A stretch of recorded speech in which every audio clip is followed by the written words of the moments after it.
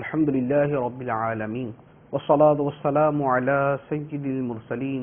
أما بعد فأعوذ بالله من الشيطان الرجيم بسم الله الرحمن الرحيم الصلاة والسلام عليك يا رسول الله وعلى آلك وأصحابك يا حبيب الله الصلاة والسلام عليك يا نبي الله وعلى آلك وأصحابك يا نور الله. سرکار مدینہ راحت قلب و سینہ صلی اللہ تعالی علیہ وآلہ وسلم نے ارشاد فرمایا: اکثروا من الصلاة علی فی یوم الجمعہ واللیلۃ الجمعہ فمن فعل ذلك كنت له شہیدا وشافعا یوم القیامہ. فرمایا جمعے کے دن اور شب جمعہ مجھ پر درود پاک کی کثرت کرو، کیونکہ جو ایسا کرے گا میں قیامت کے دن اس کا گواہ اور اس کی شفاعت کرنے والا ہوں گا. صلو علی الحبیب صلی اللہ تعالی علی محمد صلی اللہ علیہ وسلم. فیضان قرآن کے آج کے اس سلسلے میں ہم سورہ بقرہ کی آیت نمبر 268 سے قرآن پاک کا درس سنیں گے. اللہ عز و جل ارشاد فرماتا ہے: بسم اللہ الرحمن الرحیم. الشیطان یعدکم الفقر ویأمرکم بالفحشاء واللہ یعدکم مغفرۃ منہ وفضلا واللہ واسع علیم. شیطان تمہیں محتاج ہو جانے کا اندیشہ دلاتا ہے اور تمہیں بے حیائی کا حکم دیتا ہے، اور اللہ تم سے اپنی طرف سے بخشش اور فضل کا وعدہ فرماتا ہے، اور اللہ وسعت والا، علم والا ہے. اس آیت مبارکہ سے پہلے جو آیات گزری ہیں ان میں اللہ عز و جل نے راہ خدا میں خرچ کرنے کے فضائل بیان فرمائے. مسلسل متعدد آیتیں اسی مضمون کی گزری ہیں. اب راہ خدا میں خرچ کرنے میں جو سب سے بڑی رکاوٹ ہے اور جو سب سے بڑا وسوسہ ہے، یہاں پر اس کا رد بیان کیا. ارشاد فرمایا کہ شیطان تمہیں محتاج ہو جانے کا اندیشہ دلاتا ہے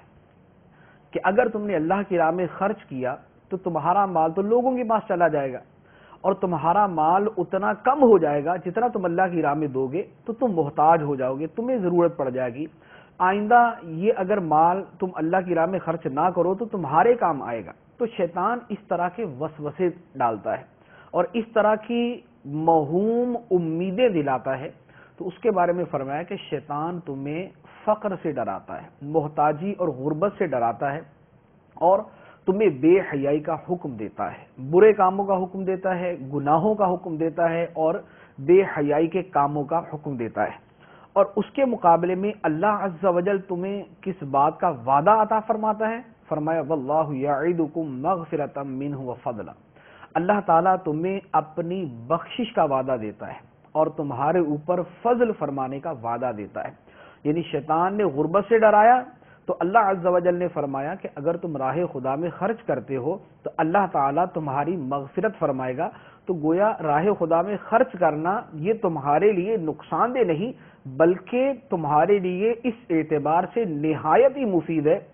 کہ اللہ عز و جل تمہاری بخشش فرما دے گا. اور پھر دوسری بات ارشاد فرمائی کہ اللہ تعالیٰ تم سے اپنے فضل کا وعدہ فرماتا ہے. اگر اس کی راہ میں خرچ کرتے ہو تو یہ اندیشہ نہ کرو کہ ہم محتاج ہو جائیں گے، ہم غریب ہو جائیں گے، ہمارا مال چلا جائے گا، یہ مال ہمیں آئندہ کام آ سکتا تھا، بلکہ فرماتا ہے اللہ تعالیٰ تم سے اپنے فضل کا وعدہ فرماتا ہے، اور وہ وسعت والا ہے، علم والا ہے. وہ جانتا ہے کہ کس نے اس کی راہ میں کتنے اخلاص کے ساتھ کتنا مال خرچ کیا، اور وسعت والا ہے کہ دنیا جہان کے، دنیا آخرت کے سارے خزانے اس کی ملک ہیں. تو جب وہ وسعت والا ہے، فضل والا ہے، کرم والا ہے، اگر تم اس کی راہ میں خرچ کرو گے تو تم محتاج نہیں ہوگے بلکہ اللہ تبارک و تعالی اپنی وسعت سے اور اپنے فضل سے تمہیں اور عطا فرمائے گا. تو یہ راہ خدا میں خرچ کرنا دین اور دنیا اور آخرت ہر اعتبار سے مفید ہے. اس کے بعد ارشاد فرمایا یؤتی الحکمت من یشاء ومن یؤت الحکمت فقد اوتی خیرا کثیرا وما یذکر الا اولو الالباب، اللہ جسے چاہتا ہے حکمت دیتا ہے، اور جسے حکمت دی جائے تو اسے بے شک بہت زیادہ بھلائی مل گئی، اور عقل والے ہی نصیحت مانتے ہیں۔ یہاں حکمت کی فضیلت بیان فرمائی گئی کہ اللہ تعالی جسے چاہتا ہے حکمت عطا فرماتا ہے، اور جسے حکمت عطا کی جاتی ہے وہ بہت زیادہ بھلائی پا لیتا ہے۔ حکمت سے کیا مراد ہے؟ حکمت سے مراد قرآن بھی ہے، حدیث بھی ہے، علم فقہ بھی ہے، تقوی بھی ہے، اور نبوت بھی مراد لی گئی ہے۔ نبوت معنی کے اعتبار سے تو یہ بنا کہ اللہ تعالیٰ جس کو نبی بناتا ہے اسے صاحب حکمت بناتا ہے، اسے بہت زیادہ حکمت عطا فرماتا ہے۔ سرکار دو عالم صلی اللہ تعالیٰ علیہ وآلہ وسلم تک نبوت کا دروازہ کھلا تھا، اس کے بعد نبوت کا دروازہ تو بند ہے، تو گویا جتنے نبی گزرے یہ سارے کے سارے حکیم تھے، سارے کے سارے صاحب حکمت تھے۔ بقیہ قرآن و حدیث سراپا حکمت، اور علم فقہ یہ قرآن و حدیث سے اخذ کردہ علم، حاصل کردہ علم ہے، تو یہ بھی حکمت کے اوپر مبنی، اور تقوی جو ہے یہ حکمت کا تقاضا، اور نبوت جو ہے یہ سراپا حکمت ہے۔ تو اللہ تعالیٰ جسے قرآن عطا فرماتا ہے، یعنی قرآن کا علم عطا فرماتا ہے، حدیث عطا فرماتا ہے، علم حدیث عطا فرماتا ہے، فقہ عطا فرماتا ہے، علم فقہ عطا فرماتا ہے، تو وہ صاحب حکمت ہے، جو دین کا علم رکھنے والا ہے، وہ اللہ عز و جل کی بارگاہ میں حکمت والا ہے۔ پھر فرمایا وما انفقتم من نفقة او نذرتم من نذر فإن اللہ یعلمہ وما للظالمین من انصار، اور تم جو خرچ کرو یا کوئی نذر مانو اللہ اسے جانتا ہے، اور ظالموں کا کوئی مددگار نہیں۔ یہاں فرمایا گیا کہ تم اللہ کی راہ میں جو خرچ کرتے ہو یا جو تم نظر مانتے ہو اللہ تعالیٰ اسے جانتا ہے۔ جاننے کا جو یہاں پر بطور خاص بیان فرمایا گیا اس سے مقصود یہ ہے کہ جب اللہ تعالیٰ تمہارے اس کی راہ میں خرچ کیے ہوئے کو جانتا ہے تو وہ تمہیں صلہ عطا فرمائے گا۔ آخرت کا صلہ کا وعدہ تو جگہ جگہ فرمایا گیا، دنیا کے اندر بھی اللہ تعالیٰ صلے سے محروم نہیں رکھے گا، اور جو تم نظر مانتے ہو اللہ تعالیٰ اس کو بھی جانتا ہے کہ تم نے اللہ کے نام پہ نظر تو مان لی کہ اگر میرا یہ کام ہو گیا تو میں اللہ کی رضا کے لیے اتنے نوافل پڑھوں گا یا اتنا اس کی راہ میں خرچ کروں گا، یہ جو تم نے نظریں مانی ہیں اللہ تعالیٰ اس کو جانتا ہے۔ اب تم اس کو پورا کرتے ہو اللہ تعالیٰ اس کو بھی جانتا ہے، اگر اس کو پورا نہیں کرتے اللہ تعالیٰ اس کو بھی جانتا ہے۔ پھر فرمایا ان تبدوا الصدقات فنعما ہی وَإِن تُخْفُوهَا وَتُؤْتُوهَا الْفُقَرَاءَ فَهُوَ خَيْرٌ لَكُمْ وَيُكَفِّرُ عَنْكُمْ مِنْ سَيِّئَاتِكُمْ وَاللَّهُ بِمَا تَعْمَلُونَ خَبِيرٌ، اگر تم اعلانیہ خیرات دو گے تو وہ کیا ہی اچھی بات ہے، اور اگر تم چھپا کر فقیروں کو دو تو یہ تمہارے لیے سب سے بہتر ہے، اور اللہ تم سے تمہاری کچھ برائیاں مٹا دے گا، اور اللہ تمہارے کاموں سے خبردار ہے۔ یہاں اس آیت مبارکہ میں اللہ عز و جل نے صدقہ کرنے کے دو طریقوں کا بیان فرمایا، اور دونوں کی خوبی اور دونوں کا فائدہ بیان کیا۔ فرمایا کہ صدقہ اعلانیہ بھی ہو سکتا ہے اور صدقہ پوشیدہ طور پر بھی ہو سکتا ہے، اور دونوں ہی اللہ کی بارگاہ میں مقبول ہے، جبکہ دونوں کے اندر اخلاص پایا جائے، حسن نیت پائی جائے۔ اچھی نیت کے ساتھ صدقہ اعلانیہ طور پر دیا جائے یا چھپا کر دیا جائے، دونوں صورتیں اللہ کی بارگاہ میں محبوب ہیں، اور دونوں کے بارے میں فرمایا کہ اگر اعلانیہ صدقہ دو تو کیا ہی اچھی بات ہے، اور اگر پوشیدہ طور پر فقیروں کو دو تو یہ تمہارے لیے زیادہ بہتر ہے۔ تو اعلانیہ صدقہ اور پوشیدہ دونوں ہی درست ہیں۔ اب دونوں کے اندر بعض اعتبارات سے فرق ہوتا ہے۔ فرض صدقہ جو ہے وہ اعلانیہ طور پر دیا جائے تاکہ لوگ یہ نہ سمجھے کہ پتہ نہیں یہ فرض جو ہے وہ زکوٰۃ ادا کرتا بھی ہے یا نہیں کرتا، تو فرض صدقہ کے بارے میں علماء نے فرمایا کہ یہ اعلانیہ دیا جائے، اور نفلی صدقہ جو ہے یہ چھپا کر دیا جائے تاکہ اس کے اندر ریاکاری وغیرہ کا عنصر پیدا نہ ہو سکے۔ دوسرا ایک اور علماء کرام نے فرمایا کہ نفلی صدقہ بھی اعلانیہ طور پر یوں دیا جا سکتا ہے کہ جب اس میں ایک تو اچھی نیت اور ریاکاری کی نیت نہ ہو، دوسرے نمبر پہ اگر اس میں یہ نیت ہے کہ میں نفلی صدقہ اعلانیہ اس لیے دے رہا ہوں کہ لوگ مجھے دیکھ کر راہ خدا میں خرچ کریں گے، تو گویا دوسرے لوگوں کے لیے نیکی کے اندر رہنما بننے کی جو صورت ہے یہ بھی بہت عمدہ اور افضل نیت ہے۔ چنانچہ سرکار دو عالم صلی اللہ تعالی علیہ وآلہ وسلم نے بہت سارے اعمال اعلانیہ فرمائے جو پوشیدہ طور پر کیے جا سکتے ہیں، لیکن آپ کے اعلانیہ اعمال فرمانے کا مقصد یہ تھا کہ دوسرے لوگوں کو اس طریقے کا پتہ چل جائے اور دوسرے لوگ بھی اس کی پیروی کریں۔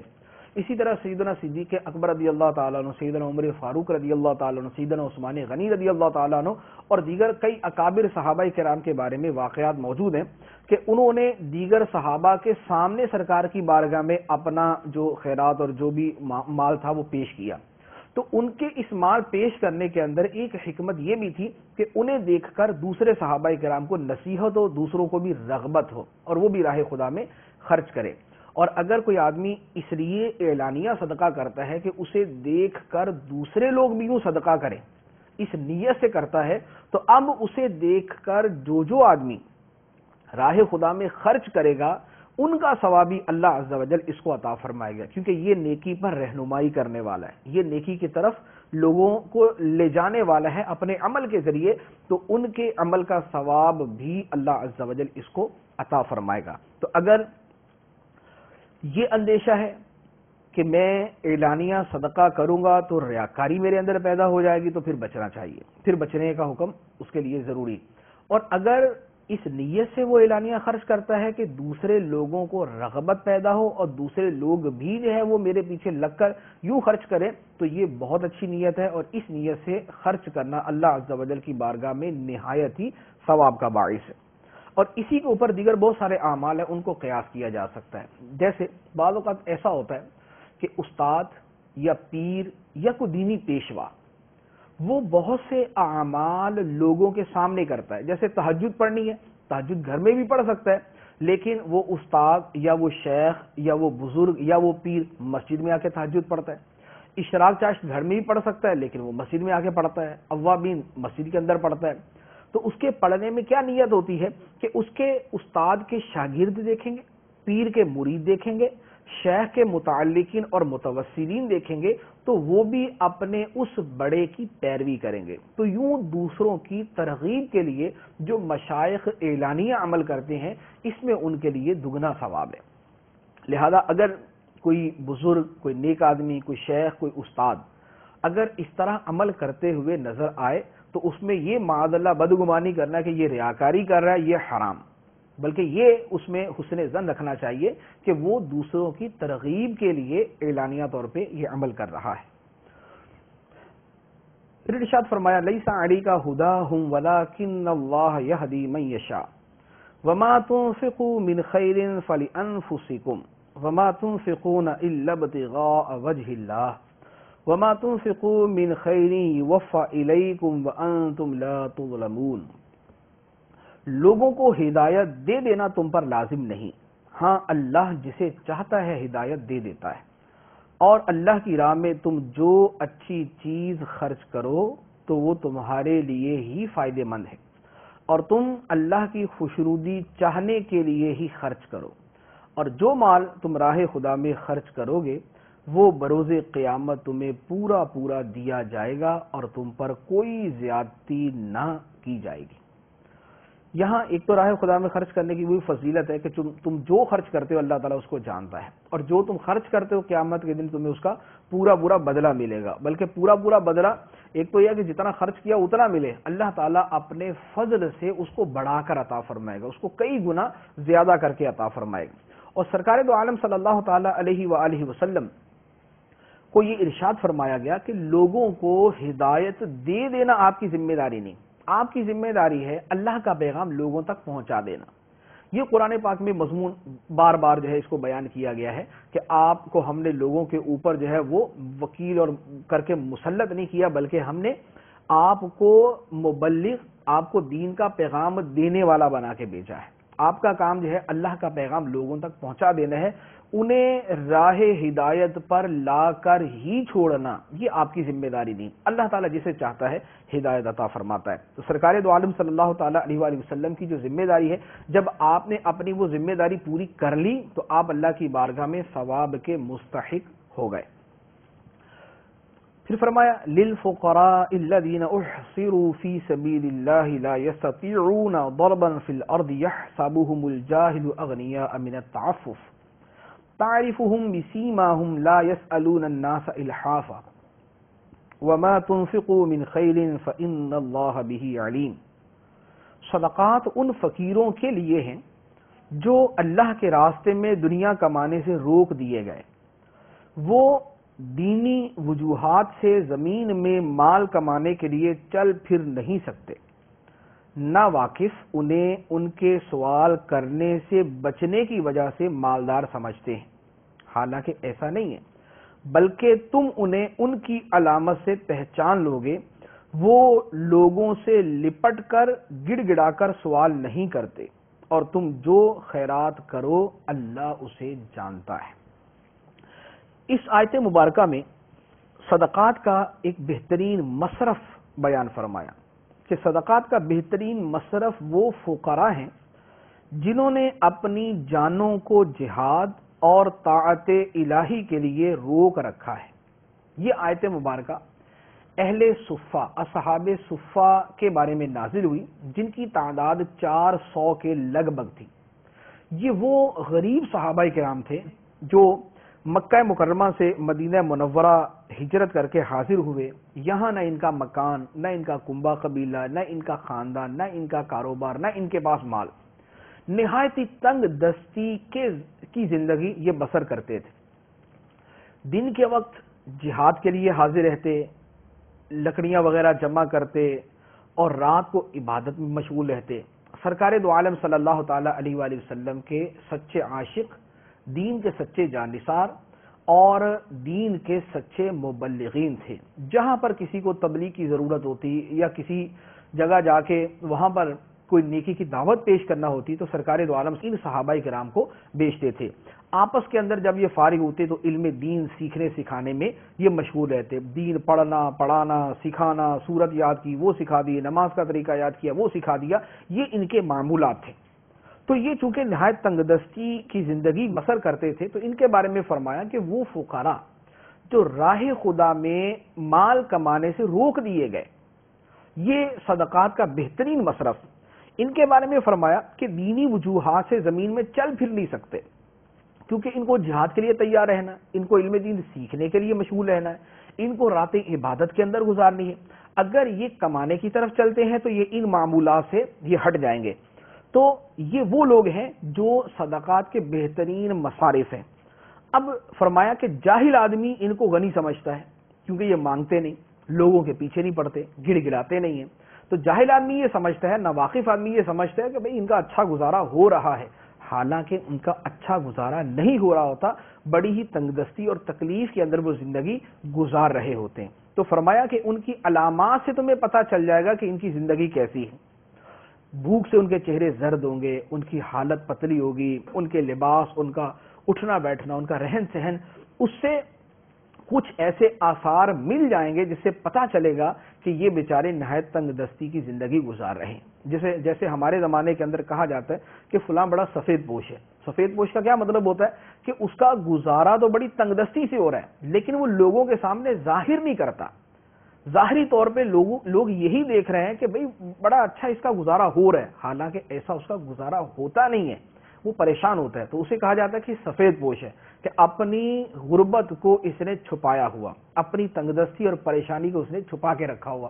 ہمارے معاشرے کے اندر ایسے لوگوں کی کمی نہیں، عوام کے اندر، خواص کے اندر، طلباء کے اندر، علماء کے اندر، دیندار لوگوں کے اندر، مبلغین کے اندر ایسے لوگوں کی کثرت موجود ہوتی ہے۔ ہمارے رشتہ داروں کے اندر ایسے لوگ موجود ہوتے ہیں جن کو ہم سمجھتے ہیں کہ ان کا اچھا گزارا ہو رہا ہوتا ہے، حالانکہ اندرون خانہ کچھ ہمیں اندازہ ہوتا ہے کہ وہ بیچارے کتنی پریشانی کے ساتھ گزارا کر رہے ہیں۔ اسی طرح طلباء اور علماء کے بارے میں اوپر سے یہ نظر آ رہا ہوتا ہے کہ ان کا اچھا گزارا ہو رہا ہے، کہ بھئی یہ فلاں جگہ جاتے ہیں، فلاں جگہ جاتے ہیں، ان کو کھانے پینے کو ملتا ہے، سب کچھ ہے، لیکن زندگی کے اندر صرف کھانا پینا ہی سب کچھ نہیں ہوتا، زندگی کے اور بہت سارے تقاضے اور بہت ساری ضروریات ہیں۔ تو اب ناواقف اور جاہل آدمی ان کو غنی سمجھ رہا ہے، یحسبهم الجاہل اغنیاء من التعفف، کیونکہ وہ لوگوں سے مانگتے نہیں، علماء کرام کسی سے بھیک نہیں مانگتے، کسی سے مانگیں گے نہیں۔ اب دیکھنے والا یہ سمجھ رہا ہے کہ ان کی تو اچھے طریقے سے گزر بسر ہو رہی ہے، حالانکہ وہ بیچارہ جس تنگ دستی کی زندگی گزار رہا ہوتا ہے وہ اس کا دل جانتا ہے اور اس کے گھر والے جانتے ہیں۔ تو یہ طبقہ بطور خاص جو علماء کا طبقہ ہے اس کی طرف اور جو سفید پوش لوگوں کا طبقہ ہے اس کی طرف توجہ دینے کی حاجت ہے کہ ان کے نہ مانگنے سے یہ نہ سمجھا جائے کہ ان کا گزارا بہت اچھے انداز میں ہو رہا ہے۔ اور یہی وجہ ہے، ایک عام مشہور مقولہ ہے، لوگ اپنی اولاد کو علم دین کیوں نہیں سکھاتے؟ عام طور پہ ایک جملہ ہوتا ہے کہ بھئی مولوی بنے گا کھائے گا کہاں سے، عالم بن جائے گا کھائے گا کہاں سے۔ تو میرے بھائی جب آپ یہ کہہ رہے ہیں کہ ہمارا بیٹا عالم بن جائے گا تو کھائے گا کہاں سے، تو جو علماء بنے ہوئے ہیں وہ کہاں سے کھا رہے ہیں؟ جو تاثر آپ کا اپنی اولاد کے بارے میں وہ آپ دوسروں کے بارے میں بھی تو سوچیں۔ تو ہماری مسجدوں کے اندر، ہمارے مدرسوں کے اندر، ہمارے مختلف شعبوں کے اندر لوگ تنگ دستی کی زندگی گزار رہے ہوتے ہیں اور ہم بڑا ہنس ہنس کے مل رہے، ہاتھ چوم رہے، پاؤں کو ہاتھ لگا رہے، سب کچھ کر رہے ہیں، لیکن اس غریب کی زندگی کو خوشحال کرنے کے لیے کبھی ہمارا ہاتھ نہیں اٹھ سکتا۔ اللہ عز و جل ہمیں اس آیت مبارکہ کے مفہوم کو سمجھنے کی اور اس پر عمل کرنے کی توفیق عطا فرمائے۔ اصحاب صفہ کے جو واقعات اور جو یہاں بیان کیا گیا وہ کوئی قصہ کہانی نہیں بیان کیا گیا کہ ہم جو ہے وہ لطف لیتے ہوئے اس کو پڑھ لیں، سن لیں اور واہ واہ سبحان اللہ اس کے بارے میں کہہ دیں، بلکہ ہمیں عمل کرنے کے لیے قرآن پاک نے یہ چیزیں بیان فرمائیں۔ اور سرکار دو عالم صلی اللہ تعالیٰ علیہ وآلہ وسلم نے خود ارشاد فرما دیا کہ ایک زمانہ ایسا آئے گا کہ دین کا کام درہم و دینار کے بغیر نہیں ہوگا، دین کا کام درہم و دینار کے بغیر نہیں ہوگا۔ سرکار نے تو ہمارے زمانے کے بارے میں یہ فرمایا اور ہم اسی فرمان کو منسوخ سمجھ کے بیٹھے ہوتے کہ نہیں بھی یہ کسی اور زمانے کے بارے میں ہوگا۔ تو ہمارا ہی وہ زمانہ ہے کہ جس میں دین کا کام درہم و دینار کے بغیر نہیں ہوتا۔ اگر کوئی آدمی کمانے کی طرف جاتا ہے تو پھر وہ تبلیغ اور علم دین کی طرف نہیں جا سکتا، اور اگر وہ تبلیغ اور علم دین کی طرف آتا ہے تو پھر وہ کمانے سے فارغ ہے۔ تو اگر دین کا کام کرنا ہے، دین کو پھیلانا ہے، تو علماء کو معاشی اعتبار سے مستحکم کرنا ہوگا، دین کے خدمت گاروں کو ان کے پاؤں پر کھڑا کرنا ہوگا۔ اس کے بعد آپ دیکھیے کہ دین کا کام کس طرح ہوتا ہے۔ اس کے بعد ارشاد فرمایا الذین ينفقون اموالهم باللیل والنہار سرا وعلانیۃ فلہم اجرہم عند ربہم ولا خوف علیہم ولا هم یحزنون۔ وہ لوگ جو رات میں اور دن میں پوشیدہ اور اعلانیہ اپنے مال خیرات کرتے ہیں، ان کے لیے ان کا اجر ان کے رب کے پاس ہے، ان پر نہ کوئی خوف ہوگا اور نہ وہ غمگین ہوں گے۔ یہاں ان لوگوں کا تذکرہ ہے جنہیں راہ خدا میں مال خرچ کرنے کا شوق ہے، اللہ کی راہ میں مال خرچ کرنے کا جن کے دلوں میں جذبہ ہے، وہ دن میں بھی خرچ کرتے ہیں، رات میں بھی خرچ کرتے ہیں، پوشیدہ بھی خرچ کرتے ہیں، اعلانیہ بھی خرچ کرتے ہیں۔ تو یہ ان کا راہ خدا میں خرچ کرنے کا جذبہ ہے۔ آیت مبارکہ کے بارے میں علماء نے فرمایا کہ صدیق اکبر رضی اللہ تعالیٰ عنہ یا سیدنا علی المرتضیٰ شیر خدا رضی اللہ تعالیٰ عنہ کے بارے میں نازل ہوئی۔ صدیق اکبر رضی اللہ تعالیٰ عنہ کے پاس 40,000 درہم تھے، 10,000 آپ نے اعلانیہ، 10,000 پوشیدہ، 10,000 دن میں اور 10,000 رات میں آپ نے اللہ کی راہ میں خرچ کر دی۔ اور حضرت علی رضی اللہ تعالیٰ عنہ کے بارے میں کہ آپ کے پاس صرف 4 درہم تھے، وہ 4 درہم بھی اللہ تعالیٰ کی راہ میں آپ نے خرچ کر دیے، ایک دن میں، ایک رات میں، ایک اعلانیہ اور ایک پوشیدہ۔ تو یہ وہ لوگ کہ جن کے پاس اللہ عز و جل کا دیا ہوا مال ہے تو اس کی راہ میں خرچ کرنے کا شوق، رغبت اور محبت ہے کہ اللہ نے ہمیں مال دیا، ہم اللہ کی راہ میں خرچ کرتے ہیں۔ اس کے بعد ارشاد فرمایا الذین یأکلون الربا لا یقومون الا کما یقوم الذی یتخبطہ الشیطان من المس ذلك بأنهم قالوا انما البيع مثل الربا واحل الله البيع وحرم الربا فمن جاءه موعظة من ربه فانتهى فله ما سلف وامره الى الله ومن عاد فاولئك اصحاب النار هم فيها خالدون۔ جو لوگ سود کھاتے ہیں وہ قیامت کے دن نہ کھڑے ہوں گے مگر اس شخص کے کھڑے ہونے کی طرح جسے آسیب نے چھو کر پاگل بنا دیا۔ یہ سزا اس وجہ سے ہے کہ انہوں نے کہا خرید و فروخت بھی تو سود ہی کی طرح ہے، حالانکہ اللہ نے خرید و فروخت کو حلال کیا اور سود کو حرام کیا۔ تو جس کے پاس اس کے رب کی طرف سے نصیحت آئی پھر وہ سودی لین دین سے رک گیا تو اس کے لیے حلال ہے وہ جو پہلے گزر چکا، اور اس کا معاملہ اللہ کے سپرد ہے، اور جو دوبارہ ایسی حرکت کریں گے تو وہ دوزخی ہیں، وہ اس میں مدتوں رہیں گے۔ گزشتہ آیات کے اندر مال خرچ کر کے رضائے الہی اور جنت کمانے والوں کا بیان تھا۔ یہاں سے اسی مال کے ذریعے اللہ کا غضب اور جہنم کمانے والوں کا بیان ہے۔ اس کا ایک بہت بڑا ذریعہ سود خور لوگ ہیں، اس کا ایک بہت بڑا طبقہ جو ہے وہ سود خور لوگ ہیں، کہ جو لوگ سود کھانے والے ہیں ان کی یہاں پر مذمت بیان کی۔ سود کو حرام فرمانے کے اندر بہت سی حکمتیں ہیں۔ مثلا بزرگان دین اور علماء کرام نے فرمایا کہ سود میں جو زیادتی لی جاتی ہے وہ مالی معاوضے والی چیزوں میں بغیر کسی عوض کے لیا جاتا ہے، یہ سری ناانصافی۔ یعنی ایک تو ہے کہ ہم نے کسی کو مال دیا، اس سے اس کو فائدہ ہوتا ہے اور اس مال کے عوض کے اندر وہ ہمیں جو ہے وہ نفع دیتا ہے، لیکن کسی کو صرف روپے دیے اور اس کے بدلے میں اس سے مزید روپے کر کے واپس لے لیے تو ہم نے اس کو کوئی نفع نہیں دیا، قرض دیا تو وہ ایک تبرع ہے، اس کے اوپر نفع نہیں لیا جا سکتا۔ سود کی حرمت میں دوسری حکمت یہ ہے کہ سود کا رواج تجارتوں کو خراب کرتا ہے، کہ سود خور کو بغیر محنت مال کا حاصل ہونا تجارت کی مشقتوں اور خطروں سے کہیں زیادہ آسان معلوم ہوتا ہے، اور تجارتوں کی کمی انسانی معاشرت کو ضرر پہنچاتی ہے۔ تیسری حکمت یہ ہے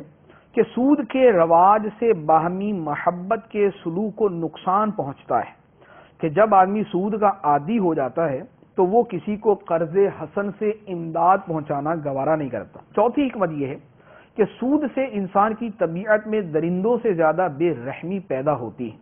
اور سود خور اپنے مقروض کی تباہی و بربادی کا خواہش مند رہتا ہے۔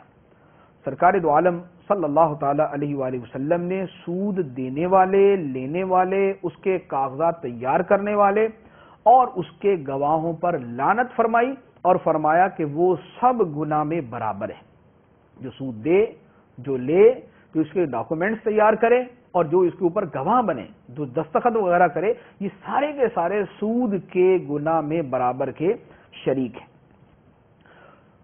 اور اب یہاں جو سود خور کی جو وعید بیان فرمایا کہ قیامت کے دن وہ پاگلوں کی طرح ہوگا، جیسے کسی کے اوپر جن چڑھ جائے، بھوت سوار ہو جائے اور وہ پاگلوں جیسی حرکتیں کرتا ہے، تو قیامت کے دن سود خور بھی پاگلوں کی طرح جو ہے وہ ہوگا کہ وہ اس سے بھی کھڑا نہ ہوا جائے گا۔ تو چونکہ دنیا کے اندر وہ لوگوں کے لیے بھوت بنا ہوا تھا، دنیا کے اندر وہ لوگوں کے لیے ایک ہوا بنا ہوا تھا کہ لوگ اس کے ڈر سے جو ہے وہ اپنا گزارا پتہ نہیں کیسے کرتے تھے کہ یہ پتہ نہیں کب پہنچ جائے گا اور ہم سے رقم مانگنے آ جائے گا۔ اور ہمارے اس زمانے کے اندر یہ بالکل مشاہدے کے اندر یہ بات ہے کہ پہلے جو سود دینے والے ہیں بڑے خوشکن ترغیبات دیں گے، بڑے اچھے اچھے نام رکھیں گے، بڑے فوائد بیان کریں گے، آپ نے رقم لی، قرض لیا تو سود تھوڑا سا ہے، نفع آپ کو بہت ہو جائے گا، ہر طرف یہ ہو جائے گا، اب اس طرح کی ترغیبیں دے دیتے ہیں۔ اب جو غریب اس میں پھنس گیا، اس کے بعد جب سود کی وصولی کا وقت آتا ہے، پہلے تو 2 مرتبہ پیار سے پوچھیں گے، تیسری مرتبہ دھمکیوں کے فون آنا شروع ہوں گے، چوتھی مرتبہ غنڈے بھیجنا شروع کر دیں گے۔ اب روزانہ جناب گھر کے اوپر، گھر کے دروازے پر غنڈے کھڑے ہیں، گالیاں دے رہے، ماں بہن کی ننگی گالیاں اور برا بلا کہہ رہے ہیں اور مار پٹائی، اور یہاں تک حالت پہنچ جاتی ہے کہ بعض اوقات یہ سود کے قرض میں مبتلا لوگ اس دنیا کی روز روز کی ذلت سے بچنے کے لیے خودکشیاں کر لیتے ہیں۔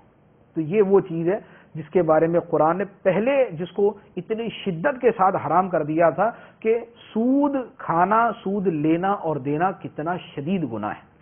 تو سود سے بچنا جو ہے یہ فرض ہے، اس کی شدید ترین وعیدیں ہیں۔ بڑے بڑے فیکٹریوں کے، کارخانوں کے، بنگلوں کے مالک جو ہے اسی سودی چکر میں پھنس کر بالکل بھکاری اور فقیر بنے ہوتے، فیکٹریاں بک جاتی ہیں، کارخانے بک جاتے ہیں، کاروبار ختم ہو جاتے ہیں، گاڑیاں گھر کی بک جاتی ہیں، بنگلے بک جاتے ہیں، اور وہی لوگ کہ جن کے پاس سینکڑوں کی تعداد میں دوسرے لوگ ملازم اور نوکر ہوتے ہیں،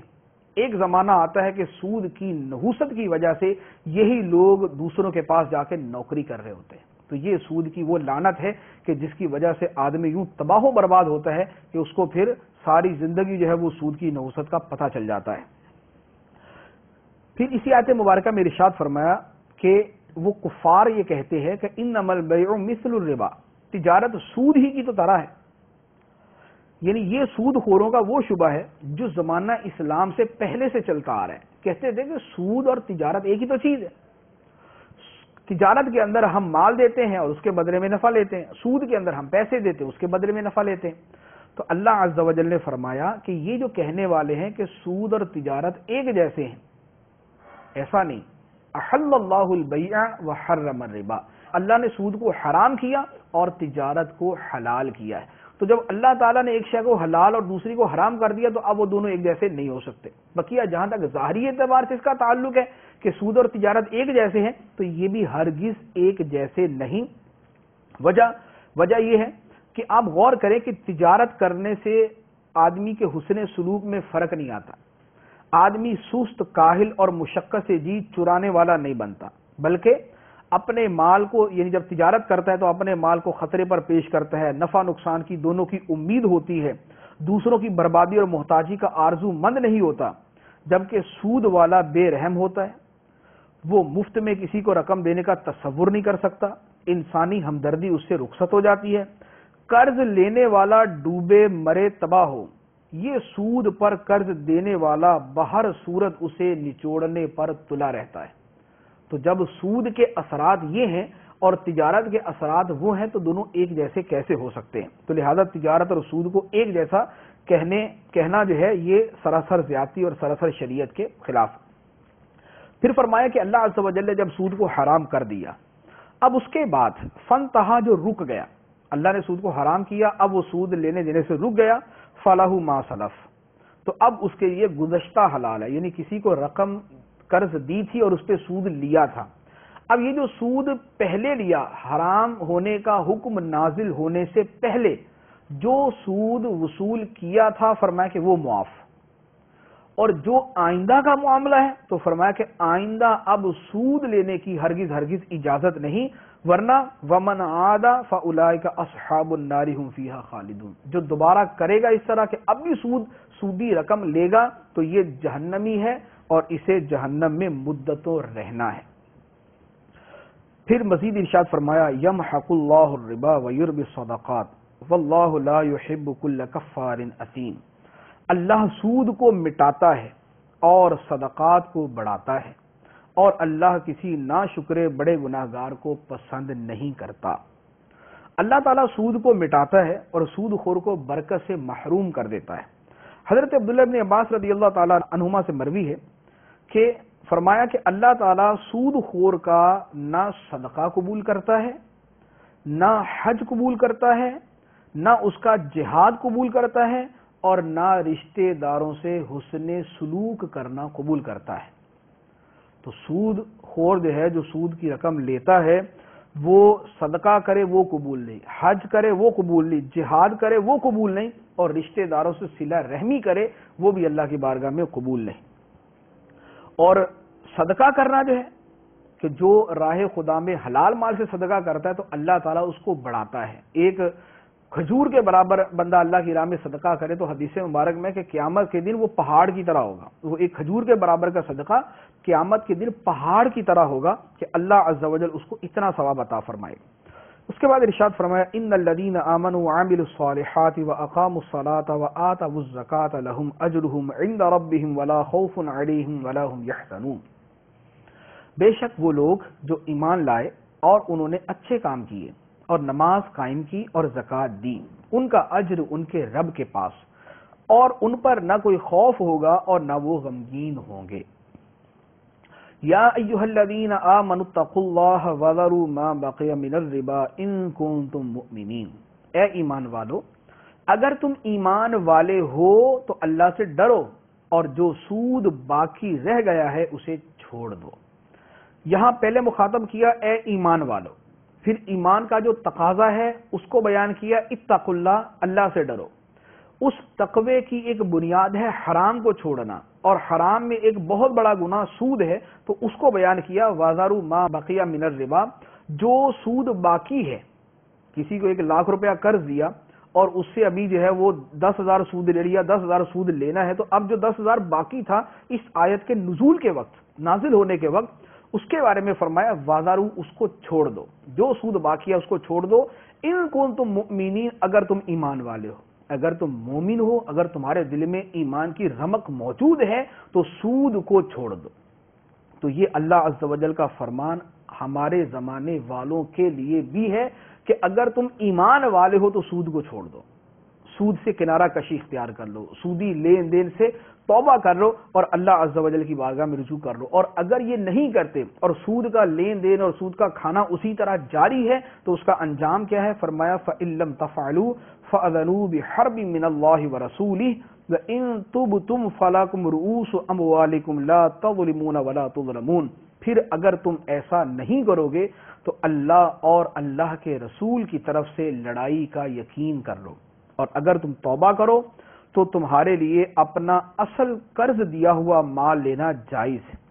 نہ تم کسی کو نقصان پہنچاؤ اور نہ تمہیں نقصان ہو. یہاں فرما دیا کہ اللہ کے حرام کر دینے کے بعد بھی جو سود کھاتا ہے تو فرمایا کہ وہ اللہ اور اللہ کے رسول سے جنگ کرتا ہے. سود کھانے والا اللہ اور اللہ کے رسول سے جنگ کرنے والا ہے، اور جو اللہ اور اللہ کے رسول سے جنگ کرنے والا ہے وہ کبھی کامیاب نہیں ہو سکتا، وہ کبھی فلاح نہیں پا سکتا، وہ کبھی اللہ کی بارگاہ میں مقبول نہیں ہو سکتا. اللہ سے جنگ کرنے والا تباہ و برباد ہی ہوگا. اور پھر فرما دیا کہ ہاں اگر تم توبہ کر لو